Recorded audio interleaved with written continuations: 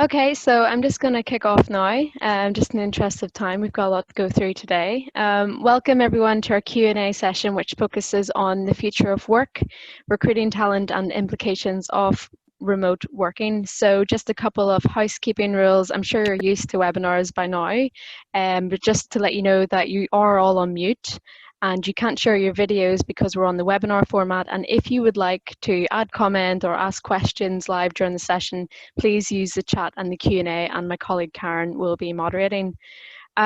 So just to let you know, I'm Lisa Stafford, Inward Investment Manager at London Partners, and I'm supported by my colleagues Karen Sandu, who's the Head of Business, Financial Services and Technology, and Stephen Spires, Senior Insights Manager. So just a quick brief on who London & Partners are. London & Partners is the trade, investment and promotion agency for London, and we work closely with the Mayor of London office and our business partners to promote London as an attractive place to do business. We support international businesses to set up and grow in London for the first time with the practicalities and setting up and tapping you into the relevant stakeholders in the business ecosystem. So just to give you a quick rundown of what we're going to do today, we're going to be having the latest bulletin on London's transition to the new working environment, people mobility around London and investment activity, just to let you know what's the latest in London. To give you a picture. Then we're going to have Q&A sessions on London's talent pool, recruitment trends, UK employer tax considerations and implications of remote working. And then at the end, we're going to have a quick 10-minute open panel Q&A. So I encourage you to submit any questions via the Q&A function that we can ask during the open panel discussion. And I'll also be using some of the questions that you've submitted via Eventbrite for this session. So thank you very much for submitting those. Okay, so we're excited to be joined by our business network partners, Propel and Blick Rothenberg, who have been business partners of ours for just over 10 years. And they'll be sharing their insights on recruiting talent, employer tax and remote working considerations. I'd now like to invite our business network partners to introduce themselves. So Mel and James Webb, if you'd like to introduce yourselves. Hi everyone, I'm Melina Jakovu from Propel. We are a talent solutions business based in London. We help high growth technology companies find people. Over to James. Yeah, good morning everyone. James Dolan here. I'm an international tax partner at Blick Rothenberg. I'm joined by Lee McIntyre Hamilton, who is our expat and global mobility partner. We advise about 50 to 70 companies a year on setting up in the UK, and we are very looking forward to this discussion. Please ask us lots of questions and keep it interactive because yeah, we've got lots of experience and we'd love to discuss that with you. Thank you. We're very happy to have Mel and James Webb from Propel join us, and James Dolan and Lee from Blick Rothenberg join us on these slides. Giving you a little bit more information on who the panelists are will be shared with you after the session. So we're now going to move on to Stephen Spires, Senior Insights Manager, who's going to present the latest bulletin on London's people movements in the capital, how robust London businesses have been faced with the pandemic and investment activities. So Stephen, over to you. Yes, thanks Lisa, and yeah, it's great to be able to talk to everybody today. Yeah, as Lisa said, I'm just going to give you a very quick update. There's only 3 slides, and I'll barrel through them quite quickly. I just really wanted to kind of just give you an idea of what we're seeing in terms of the latest data around returning to work within London, kind of travel patterns within London, and also I just also wanted to really just pull out some data that kind of sort of talks about the investment landscape in London and kind of shows how London's really kind of holding up in terms of that sort of interest in the capital. So just starting off, so this yeah, what we're seeing is that we're starting to see, I think, a sort of a gradual and sustained kind of return to the office now. Recent data from the ONS showed that around 50% of UK workers have now returned to their usual place of work up to in the last week of August, and this is up from about 30% in June. But they also showed that you know, those who are only working from home, the level there had kind of dropped from 38% in June to around about sort of 20% in August. So you know, we are beginning to see that sort of gradual gradual sort of return to the office as companies sort of start to stagger that return. The data is also kind of borne out if you look at some of the mobility data that we're seeing. So we took a look at the Google mobility data, which we're showing on the screen here, and this shows that sort of showing really that trend there. So in terms of kind of traveling to work, sort of usual workplace, so that's kind of back up to around about sort of 50% of the sort of pre-lockdown levels. And that's also borne out if you look at the sort of data around the transport around residential addresses, which has sort of dropped down. So we're sort of seeing quite a kind of consistent trend there in terms of that return. If we move on to the next slide. Great. So this is also data. So I was just really wanting to kind of corroborate that by kind of having a quick look at the transport data and what that's sort of showing us. It's basically showing that sort of bus usage is up to around about sort of 60% now, or just under sort of between 55-60% of kind of pre-lockdown levels. Usage of the tube is still lower, but again, we're sort of seeing a very kind of continued sustained kind of growth in both of those kind of levels. And with the sort of schools now, UK schools now back. Children sort of back at school, and also seeing more companies beginning to announce a staggered return to the office. That is sort of something that we would, continue to sort of expect to see kind of grow over the kind of coming weeks. So yeah, we conducted a survey as the London partners of kind of Londoners in July. Showed so 57% of Londoners kind of felt comfortable, returning and working from their workplace. We're going to be conducting the next wave of that research over the next kind of couple of weeks. So it's going to be interesting to kind of sort of see how that continues to shift and change. Okay, so moving on to the next slide. So this slide, I just really wanted to kind of just show you some data that really kind of emphasises how basically kind of London's holding up pretty well in terms of investment. I think there was a lot of stories, a lot of kind of doom and gloom stories initially about how investment and how the attractiveness of London would be impacted by the lockdown. However, when you actually look at the data, you can see that that interest in London kind of remains strong. So far in 2020. We've seen over £5 billion worth of VC investments made into London-based companies, and that's been, that's held up pretty well. So if you kind of look at that kind of total, so already for 2020, we've already attracted more investment than London did in the whole of 2018. So I think there's a good kind of positive story there as well. We're also sort of seeing a similar kind of story in terms of FDI as well. So we know that kind of globally, FDI was down around sort of 45-50%, back in kind of March, April kind of time frame. But what we are beginning to see now, London's kind of share has kind of remained fairly constant kind of throughout that period.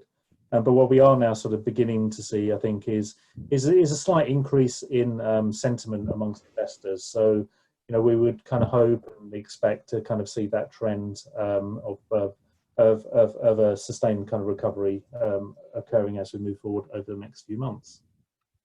So that's about it from me. Obviously happy to take any questions as kind of part of the discussion and the Q&A, but I'll hand back to Lisa. Thank you very much, Stephen. Ourselves, London Partners, we're now back in the office as well. So we're slowly starting to see more and more companies return to the office on a part-time basis. And Stephen and his team make sense of all the different documents and newsletters that go on about COVID and getting back to work and make sense of it all for us. So thank you, Stephen. We're now going to move on to the first part of our Q&A with Mel and James Webb. And Mel, we're going to start with you on recruitment.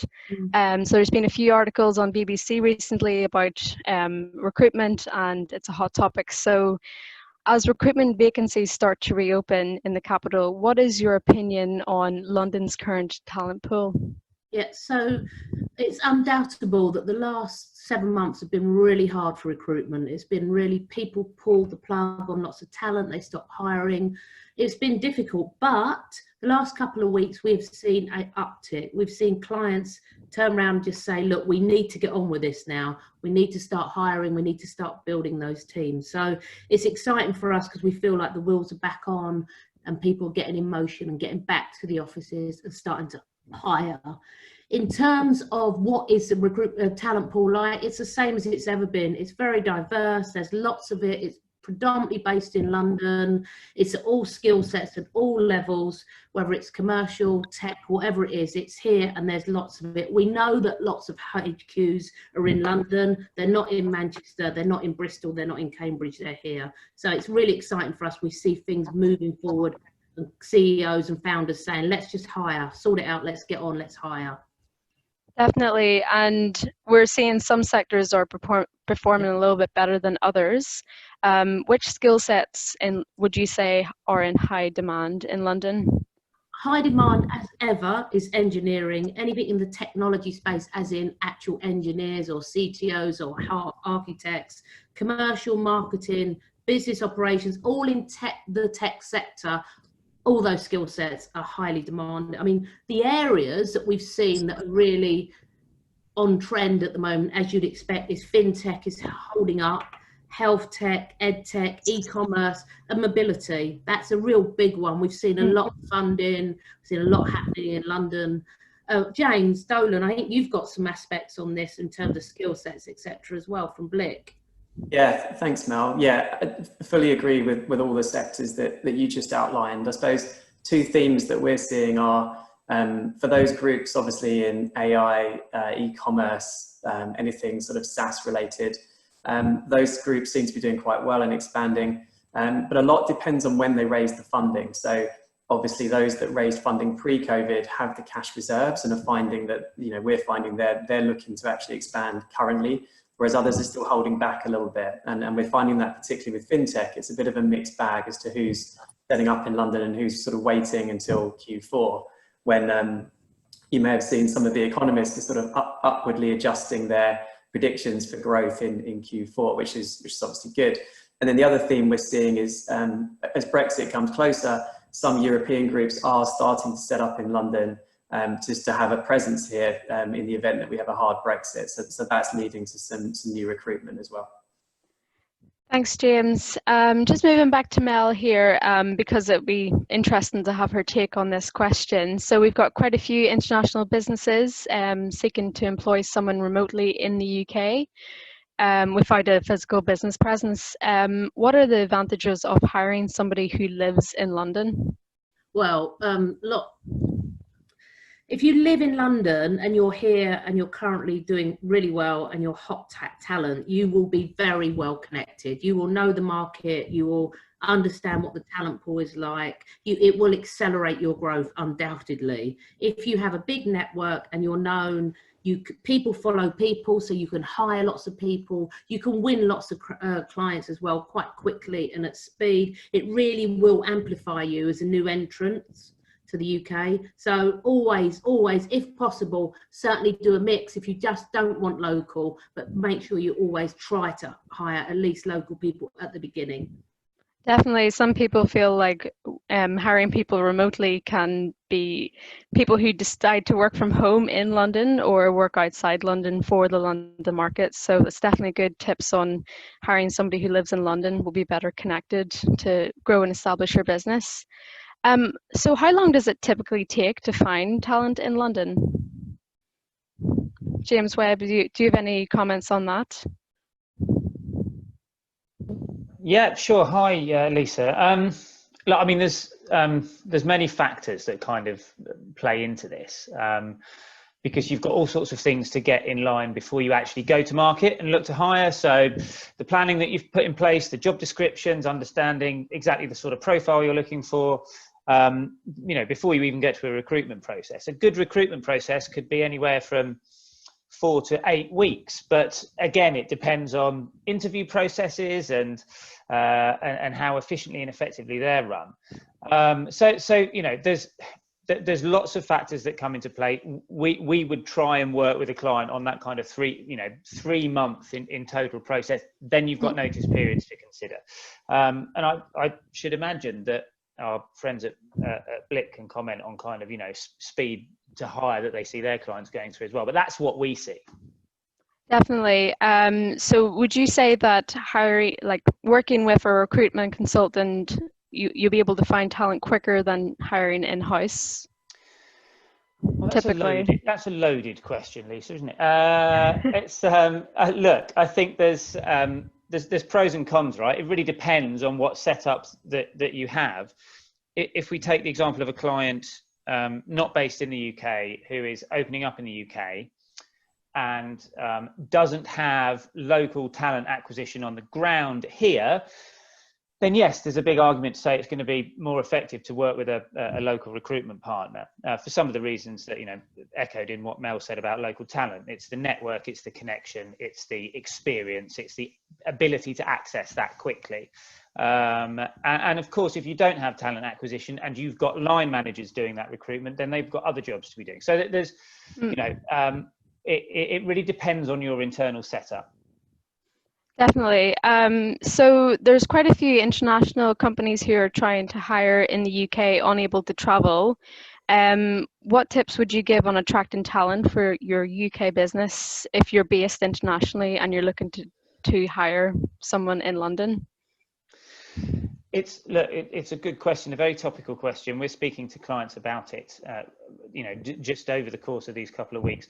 It's really got to be about your marketing and then the partners that you work with. So if you've got a marketing department who understand the talent audience that you're looking to communicate with and can do so really effectively and really proactively through whatever channels are most appropriate, then that's going to help.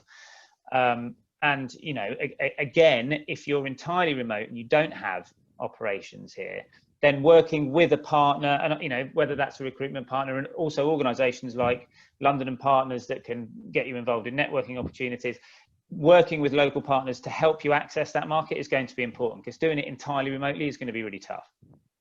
Definitely. And when you have chosen some possible candidates for your business, what guidance can you share on interviewing candidates effectively over a video conference, especially if you're at the later stages of interviewing and you can't meet them in person? Yeah. Do you have any tips for video conferencing interviews? I guess we're all used to it now. But we've all sort of seen the horror shows, right? I mean, I think if you're talking about platforms like Zoom and Meet, they do have capabilities that can bring you as close to possible as it might be to sitting opposite that person. So simple things like you putting people on speaker view if you're in a group interview or you've got more than one interviewer, making sure that you're pinning the person who's being interviewed. Don't mute yourself. You can't mute yourself in real life, so don't do it on Zoom if you don't need to. Certainly don't turn your video off, because people are going to assume you're off doing something else. Don't answer emails or texts or anything like that. So it's kind of simple stuff like that, and it's really just about using that tech to the best of your ability. It's not quite the same, but it does a really good job. And we have clients now who, as Melina mentioned, they can't wait any longer to get back to normal interviewing processes. They are full steam ahead and using the tech that's available. Thank you. And so with more people working flexibly from home or in the office, what are some of the top employers now offering employees in terms of benefit packages? So it used to be gym memberships near the office, discounts off restaurants. What sort of benefit packages are now being offered to employees to retain talent? Yeah, I think that's going to be an interesting one to see actually how that plays out over the next 3 to 6 months as everybody gets used to, far more commonplace remote working practices. I couldn't say that we have seen a specific trend towards, certain benefits above others. It still remains that competitive benefits packages that take into account, good holiday packages, healthcare, whatever it might be. There's obviously a number of different providers of kind of wellness programs, which are becoming increasingly interesting, charity, community involvement opportunities, that sort of stuff. But I think that's going to be an interesting one to see and look back on in 6 months' time and see what trends might have emerged. Yeah, I've heard of some examples of companies offering their employees a stipend to buy home office equipment, which is one of the benefits I've seen coming out recently. So just moving on to the more diversity and inclusion aspects of recruiting, how do companies attract candidates from diverse backgrounds? Okay, I'm going to answer this one because it's super close to my heart. And actually, even over the last couple of weeks, we've won clients specifically because they need to and have to be diverse. So in terms of their talent pools, there's lots of ways to do this. And if you're not up to speed with it, you need to get up to speed almost immediately if you want to retain and attract people. So on a base level, you do use very, very diverse job boards where minorities are there looking at the jobs. Don't go where everyone else goes. There's no point, there's no need. That's where you'll find white middle class men. Write job specs open and full of opportunity. Look at the language that are in those and the requests for the skills. That's really important. Structure the interview process so it's full of diverse questions. Give opportunities full stop. Don't look for what everyone else is looking for. Look at different places in different pools. Don't ask for copycats of yourself. You know, it's really important that if you're trying to change that talent pool within your organisation, don't recruit in the same vein.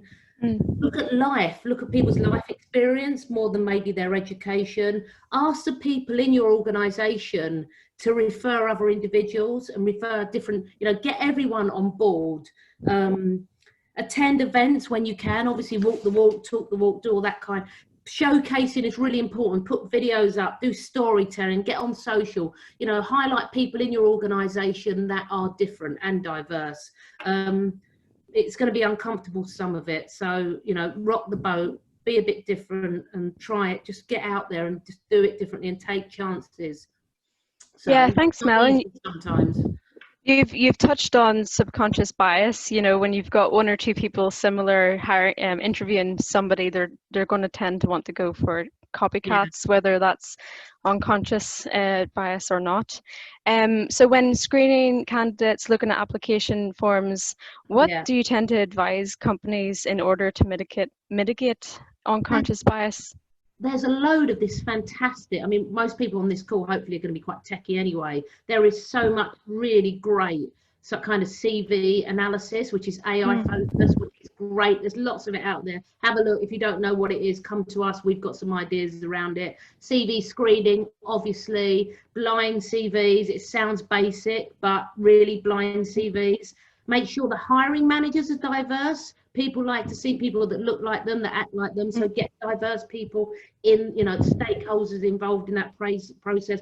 Don't ask for salaries. We all know that women get paid less than men still. We know about that gap. So don't ask what people are earning, and actually don't ask what their education is. It sounds really bizarre, but this will open up the talent pool and make you really successful when hiring diverse people. So, you know, be brave, really. That is my top tip. Be brave, go for it.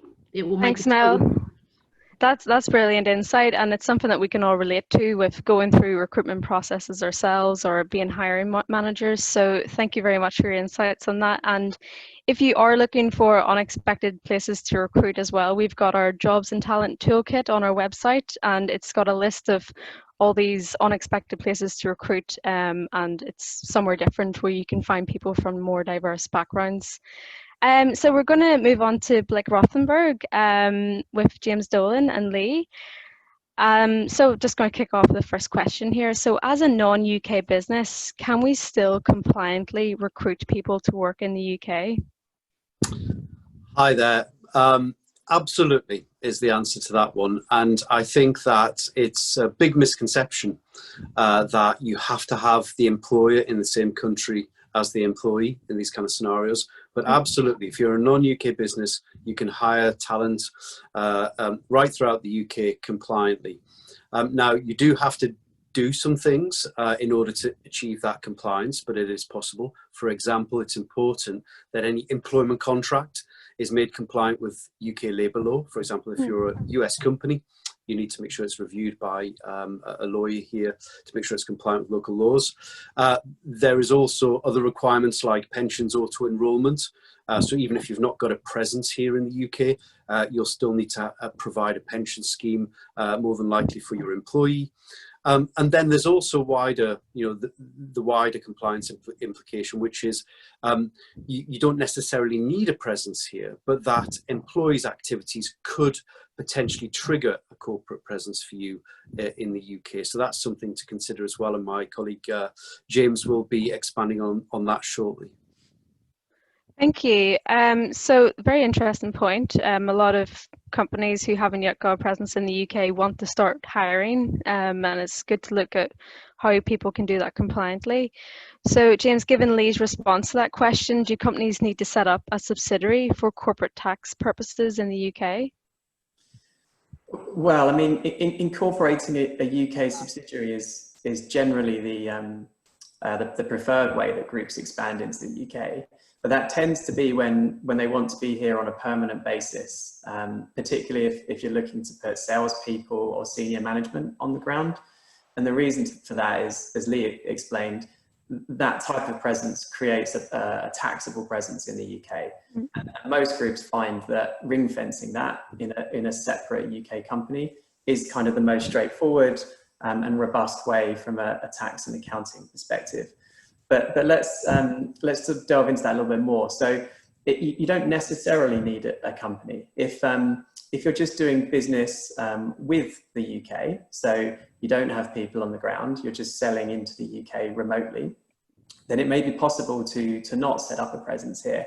And if you have people on the ground here who are only here very short term, or they're only really doing kind of routine preparatory type activities, then again, it might be possible to avoid, at least up front anyway, having a UK entity. Just want to sort of demystify a few things. Setting up a company in the UK is actually very straightforward, and it doesn't take much time at all. And actually there are ways of paying your employees even if you don't have a bank account here. So there are options. I think that the key is to take advice, and then Lee and I would obviously kind of walk you through the different options and give you a recommendation. Thanks, James. So what are the ways organisations manage talent and tax compliance when setting up in the UK? I think building on James's point, it's really about having an upfront review of what the position will be from a compliance point of view when you hire that individual, so that you're very clear from the outset that whether that individual will trigger a corporate presence or not, your requirements to set up a UK pension scheme, making sure the employment contract is compliant. So planning that up front, even during the recruitment process, I think is very important. What you want to avoid is really rushing to recruit somebody, offer goes out, and then 6 months down the line, you're kind of looking back and then trying to work out what you should have done from the outset. So I think upfront planning. And then beyond that, I think it's having a plan for the future. For example, if you're a business that's going to be expanding and employing more people in the UK, then it's working out, okay, so what does that mean? Does that change the position? Might we need to set up a corporate entity in due course? Do we need to do other things with regards to our payroll? So it's having a plan which really fits in with your business plan when it comes to compliance. And I think the final element on that is also to involve the individual themselves. So for example, a US national in the UK, working in the UK and recruited in the UK to work here, is going to have a very complex personal tax position because US nationals are taxed on their worldwide income wherever they're working in the world. And I think it can really pay dividends both during the recruitment process and also when you hire, to give individuals reassurance about what their own compliance position will be, and indeed what their net salary will be. Yeah, and I think that's the key point really, is that we would work closely with Mel and James on the recruitment side. I think it does add value when the various stakeholders in the business are working together. So often we find with companies, we can help explain what it might mean from a tax perspective for that individual, and that can really help them buy into then joining up with that business and get that recruitment over the line. And we've had good success with that. So I think it is just about having the right stakeholders and then bringing them in at the right time. Thanks both. So with many of our international clients looking to hire someone to spearhead the business development and growth in London initially, they're always looking to hire senior personnel in the beginning. So would it be more beneficial to hire them as consultants or as employees?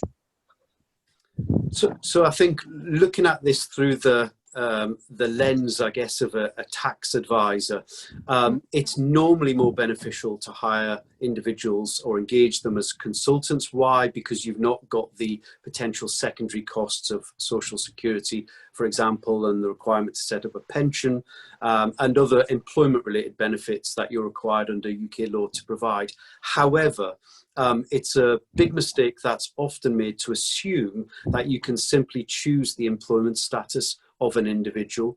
And the big risk to companies is that they engage somebody as a consultant when actually under UK tax law, or indeed any tax law, if you're engaging somebody overseas in another country, is that under the local tax law, they actually say, well, that individual, you might have given them a self-employment contract, but actually in substance, they are employees, and therefore you're required to give them all the rights of an employee, and also, you know, pay secondary national insurance contributions, etc. So yes, it's more beneficial from a cost perspective, but the key point really is you've got to be sure that under our local tax laws here in the UK, that you can do that compliantly. Yeah, and I think it's about getting it right up front, because as Lee said, it can be costly if you get that wrong. And actually, as I said at the beginning, onboarding an employee from a payroll perspective generally is actually relatively straightforward and can be done quite quickly. Now we often find that for very short periods of time, some individuals may be taken on as contractors just to buy a bit of extra time, perhaps to get an entity set up or to get the employment contract sorted. And as long as that's very short term, that's generally okay. Some pitfalls to be aware of, though, are things like stock options. And we generally recommend not issuing stock options to any contractors, because often those have to be unwound when that individual then becomes an employee. So there are things like that that can be some sort of bear traps to be aware of. And just on that point, to give you an example, I worked with a German company a few years ago, which had basically engaged somebody on a self-employed basis to work in the UK. They were UK national, and that worked at the time from a German tax perspective to engage them as a self-employed individual. But from a UK point of view, HMRC basically viewed that individual as an employee of the German firm. Now that had a huge impact for the German company, because under EU regulations, it was then required to make up all the back payments of UK national insurance, employer national insurance for that individual, over £100,000. And that was just because somebody had engaged as a consultant and had not understood actually from a UK point of view that we would look at the substance of the arrangement and actually may determine that individual to be employed rather than self-employed. It's very interestingly, lot to take in, but to be honest, my biggest recommendation to any international firm looking to employ in the UK is speak to you both, Mel to find talent and yourself to make sure that you're both, that you're compliant. So with the trend on remote working increasing for long term, I've worked with a UK-based company, and they're looking to hire somebody to work in Italy full time. How would you pay that person in Italy for your UK operations? I think, like all of these scenarios, when you're looking how you're going to pay somebody, actually the first question to ask is, as an employer, what are our compliance obligations? So where do we need to withhold tax, if at all? And where do we need to operate social security? Those are the two main things initially. And that will then really at least inform the payment solution that you use. So in that example of Italy, because Italy's within the EU and we're still bound by EU rules, at least until the 31st of December, but I think probably beyond when it comes to social security. Because we're bound by EU rules, in that scenario, it would require the UK company to register in Italy to operate a payroll and pay across social security on the Italian side, irrespective of whether that individual triggers a corporate presence or whether you register anything there. You'd have to register for social security. So in that kind of scenario, the normal payment solution would be to seek a local provider who could run a payroll for you, could satisfy the local withholding obligations in Italy and obviously pay the individual that net pay into their Italian bank account. The other thing to think about in that scenario as well, very practical point, is sometimes people prefer to pay from the UK, but obviously you've got to then think about exchange rates and whether that individual will ultimately end up with a fluctuating salary every month, which obviously people want to avoid. And so where you're employing somebody in a country like Italy, I would normally say that it's best to define the salary in the host currency, i.e. euros, and also have the payments there if possible. Then you avoid those kind of practical issues around exchange rates, etc. Yeah, and just on the corporate side, so you know, when you're recruiting someone in a different country to the country where you're based, the key question is, will that person create a taxable presence for the company in that new jurisdiction? And that really is a subjective question, because it's very much dependent on where they'll be based in terms of, will they have an office, will they work from home, what is their role, you know, are they a salesperson, or are they perhaps just doing more back office routine type services? If you have a taxable presence, then it becomes a question of what does that mean in terms of reporting requirements, filing requirements, which go beyond payroll. They could include corporate taxes, sales taxes like VAT, and possibly even accounts filings in certain countries. So it's really worthwhile taking advice to review whether that person could create a presence, and to discuss that internally. You know, if you're in the HR team, to raise that with your CFO or your general counsel, again, just to make sure that you're covering all bases in terms of the different issues that could be relevant from having a remote workforce. And then I think it's about tracking and just making sure that you're monitoring what's going on in the future, and that perhaps, you know, one person doesn't turn into five, and just being on top of things on an ongoing basis. Thanks, James and Lee. So another likely scenario here, our CEO has returned to work in Canada, and she's a Canadian national and has been there for 5 months now, so she probably moved over at the start of lockdown. They're worried that they may have triggered something. Is there anything they need to consider in case they have triggered something? Well, Canada is a really good example of a country which actually is, I think, ahead of the curve in the way things are going when it comes to globally remote working generally, i.e. working in another country where your employer isn't. And Canada's ahead of the curve, I think, because it's realised that it probably has at least some lost tax revenue by people being in a country and working, but being beneath the radar, as it were. So what Canada, like some other countries, Jordan, Argentina, have introduced is a system whereby even if you're exempt from tax in that country because you are resident in another country and there for less than 6 months, and even if you have not got an employer there, your employer's back in the UK in your example, I think, you still, the overseas employee or the UK employer still has to register from the outset in Canada, irrespective of whether there's a permanent establishment created or whether that individual triggers tax in Canada or anything else. So they require you to register from the outset, and there are some quite hefty fines for not doing that. So Canada's one to watch out for amongst some other countries. So in that example, I would say you definitely have to, as an employer, get in touch with the Canadian authorities and take some advice around what it is you need to register, what you need to report to the Canadian authorities, and also then letting the individual know what they need to do as well as part of that in order to remain compliant, especially in the position of CEO, where actually, you know, you're setting the benchmark and the standard for your whole organization.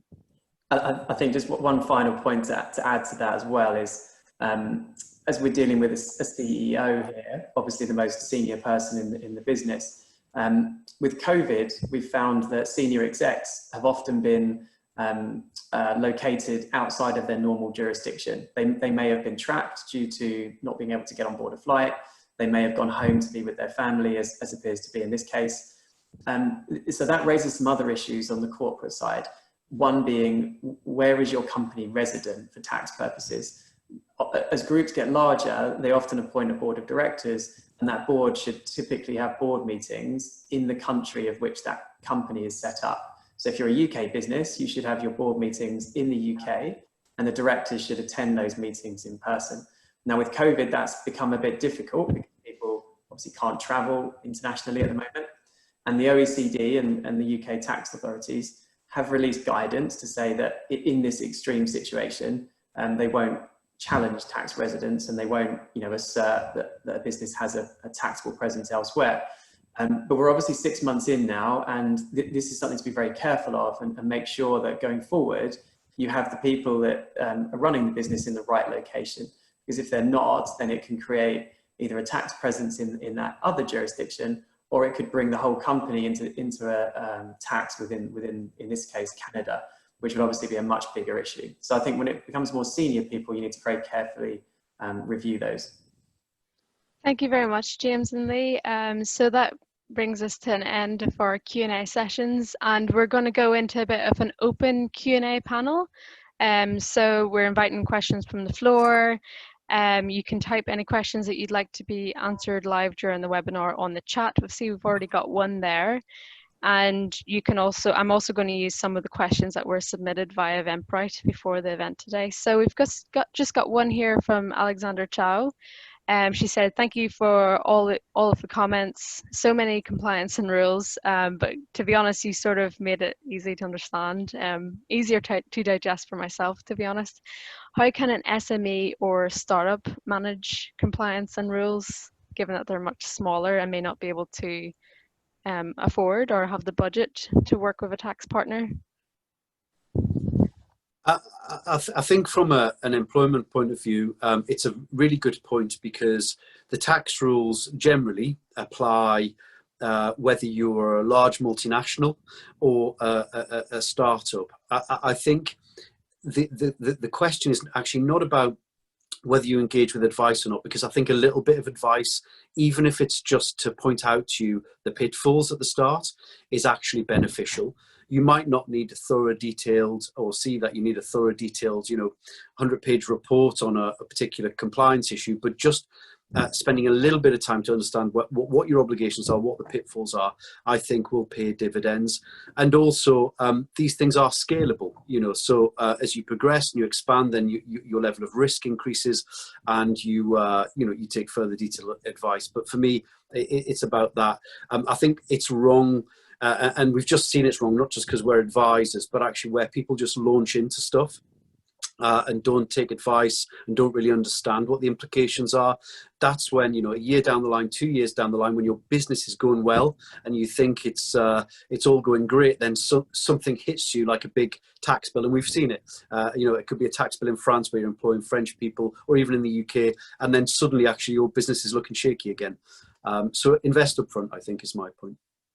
Thanks, Lee. I think on the similar thread to that question, from what I understood, is if you are looking to move yourself to the UK and you are the first UK employee of your UK business, do you need to have, this is maybe more of an immigration, but maybe from your experience, Mel, if you can answer this, do you need to have your visa already accepted before you become a UK employee of your own business? Oh, you're on mute, Mel. James, I think you do, don't you, James Dolan? Yeah. Often what we find with groups setting up in the UK, where they're sending over one person to kind of open up the UK office, there's a particular type visa, and I'm not a lawyer, so I'm just going to talk broadly here, but it's called the sole rep visa, which is a more favourable route for setting up in the UK. It's an easier visa application to qualify for, and often many of the groups we work with will go down that route to set up here, and then that allows you to then bring that person into the UK to set up. Now the key thing is to apply for that visa, I'm pretty sure that you have to make sure you're not already in the UK and that you don't already have some form of UK subsidiary. So it's important, I think, as Lee mentioned, to get your ducks in a row. Work with that immigration lawyer and get the steps in the right order. I also think, and again, this is an immigration question, I think the government is kind of introducing some more flexible visas to try and boost investment into the UK. So I think there might now be more interesting options available if you've got people that want to come to London. Thanks, James. I knew that was a little bit of a curveball there, but I was just wondering if you knew sort of a high-level overview, if you needed to have the visa accepted first before you start the process of compliance in the UK if you're the first UK employee. So there's many of our clients who are rather small, dynamic, innovative. So what would be your advice on the best practice for small startups to attract talent that are not VC funded? So it's more in the lines of they haven't got VC funding to get the most expensive talent, but they're looking to attract the best talent to their business. Okay. What would be your advice on that, Mel? I'm sure James Webb will have stuff to add to this, but from my perspective, I think that actually then you have to amplify who you are and what you do. And if you can't do that through using partners or paying people what the market rate is, you have to absolutely inspire them around your product and the people that work in that organization. Meet people, collaborate, amplify, put your stuff on social, just hustle really, and to inspire other people to come along and be part of that team and that journey. It's never easy because good people are being paid fantastic wages and they're being retained. But if you're an inspiration and you've got a brilliant idea, just go and shout about it and tell the ecosystem, because everyone's looking for that next unicorn. Everyone's looking for that next organization that's different with a great idea. I mean, James Webb, I'm sure you've got a lot to add to that. Well, I mean, yeah, look, thanks, Mel. That's one of the kind of cool things about London, right, is that you have such a rich seam of talent that what is the right opportunity for one person is not the opportunity that the next person is looking for. So not everybody is looking for, you know, second round of VC funding and what have you. Many people are interested in getting involved earlier on. Perhaps there's a larger equity stake in that business. There's a, you know, a bigger upside, bit more risk. It depends on their personal traits, characteristics, where they are in their kind of life cycle. So I think, you know, the mechanisms Mel's mentioned are quite right. But remember that you've still got a chance here. It's about how you get that across, because people are always interested. Thanks. That's brilliant take on that question. Definitely something that a lot of the startups setting up in the UK or moving to the UK for the first time can relate to. So we've got another question here that's been asked live. I think Lee, James, Dolan, it might be more so for you. So I'm Cheryl Young. Great session, thank you. As there's a fair bit of compliance barriers, checkpoints mentioned so far, can you share what your teams are currently working on for advocacy with tax immigration policy to broker more flexible future of work? Yes, it's a great question, Cheryl. I'll try and answer it first, and if Lee has any comments. I mean, we're actually surveying a number of companies about this because pre-COVID, groups would really expand internationally with a plan. So they wouldn't send anyone, they wouldn't set up anything overseas without already raising money and then kind of following this process. Now we're in a world where there are people based all over the world working remotely. It allows you to access this much bigger talent pool that Mel and James have spoken about. So the current tax rules don't fit very well with that system.